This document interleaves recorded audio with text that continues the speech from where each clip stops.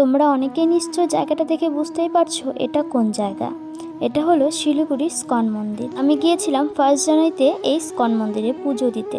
আমার মতে আমার কাছে মনে হয়েছে যে বছরের প্রথম দিনটা আমি ঠাকুরের সাথেই পুরো দিনটা কাটাবো। তাই দেরি না করে শাশুড়ি মায়ের সাথে কিন্তু আমি চলে গিয়েছিলাম। শাশুড়ি মা শুধু গিয়েছে সেটা নয়, আমার দিদিভাই গিয়েছিল আর পাশের বাড়ির এক মাসিমা গিয়েছিল।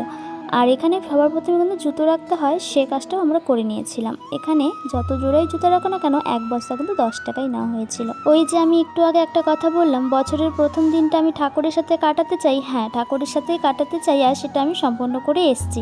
অনেকেই তো ওই প্রথম বছরটা কেউ গিয়েছে বারে, কেউ গিয়েছে ডিস্কোতে, কেউ গিয়েছে পাহাড়ে, কেউ গিয়েছে সমুদ্রে, কিন্তু আমি ঠাকুরের সাথে পুরো দিনটা কাটিয়ে এসেছি। জানি না আমার পুরো বছরটা কেমন হবে, কিন্তু চেষ্টা করব সুন্দরভাবে নিজেকে গড়ে তুলতে। বছরের পর বছর যেমন নতুন নতুনভাবে আসে, ঠিক তেমনভাবেই আমি চেষ্টা করব নিজেকে আলাদা আলাদাভাবে চেঞ্জ করতে।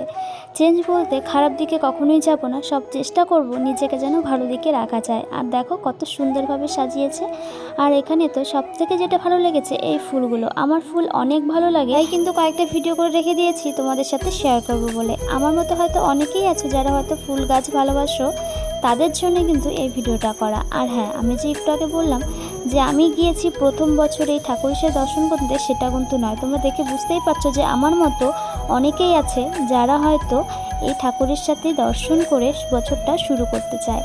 আর তোমরা ভিড় দেখে সেটা বুঝতেই পারছো, অনেক ঠাকুর আছে আশেপাশে, সেগুলো আমি যে সময় গিয়েছি তখন খোলেইনি, যে কারণে তোমাদের সাথে শেয়ার করা হয়নি। আর ওখানে ছবি কয়েকটা ভিডিও করতে করতেই তোমাদের সাথে কিন্তু ওগুলো আর দেখানো হয়নি, তখন কিন্তু খুলে গিয়েছিল। এখানে দেখো কত সুন্দরভাবে ঠাকুরের চরণ এখনো পর্যন্ত অটুট রয়ে গেছে। এই চরণ দুটো ধরে যখন প্রণাম করলাম, মনে হলো সত্যি মনের মধ্যে একটা শান্তি খুঁজে পেলাম। যেহেতু আমার মেন উদ্দেশ্য ছিল আমি 1 জানুয়ারিতে ঠাকুরের সাথে দর্শন করে আসবো আর ঠাকুরকে ভোগ চড়িয়ে আসবো, তাই কিন্তু এখানে আমি 5 রকমের ফল নিয়ে নিয়েছিলাম আর নিয়ে নিয়েছিলাম কালাকাঁদ। গুলোই সুন্দর করে ঠাকুরকে সাজিয়ে দিচ্ছিলাম। ওখানে কিন্তু ভোগ দিতে দিতেও অনেকটা সময় লাগে, যেহেতু আমরা নয় আরও অনেকে গিয়েছে, তারাও কিন্তু সুন্দরভাবে ভোগ দিচ্ছিল, তাই কিন্তু অনেকটাই লেট হয়ে গিয়েছিল।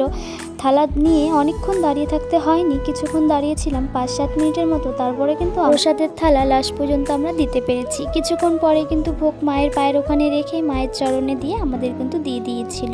আর এখানে কিন্তু সন্ধেবেলা কিন্তু সন্ধে আরতি হয়, লাস্টে কিন্তু দিয়ে দিয়েছিলাম। আমি কিন্তু সেখানে গানও শুনছিলাম, খুব ভালো লাগছিল। সত্যি বলতে আমি এই বয়সে দাঁড়িয়ে বলছি, মন্দির মানেই একটা পবিত্র জায়গা, সেখানে গেলে যে মন সত্যিই ভালো হয়ে যায়, সেটা আমি আজ যত আমার বয়স বাড়ছে আমি তত বুঝতে পারছি।